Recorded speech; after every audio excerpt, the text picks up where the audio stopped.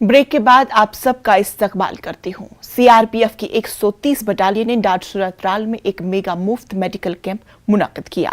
Camp का इफ्तिदा battalion के commanding officer Rajiv Yadav ने किया।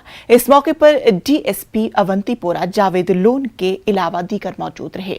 डॉक्टरों ने मरीजों की तशखीस की और जरूरतमंद अफराद में मुफ्त अद्वियात तकसीम की गई। मकामी अवाम ने सीआरपीएफ का शुक्रिया अदा किया।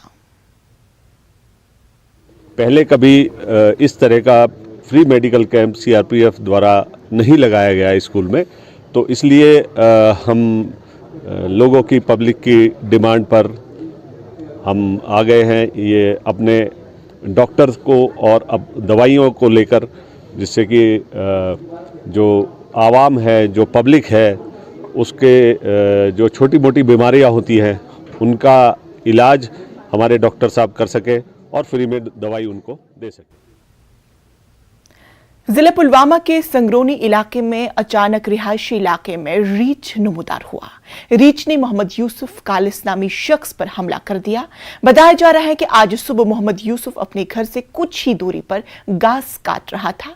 इसी दौरान रीछ ने हमला कर दिया। हमले में मोहम्मद यूसुफ शदीद तौर पर जख्मी हुए। उन्हें अस्पताल मुंतकिल किया गया।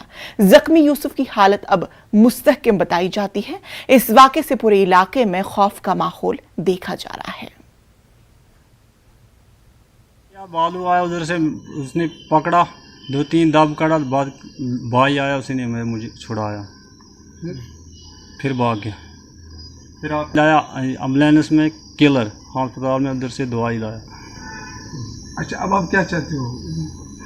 अब इसको अगर पकड़ेगा नहीं, हमारे बच्चों को भी खा जाएगा। आपकी गुजारिश है।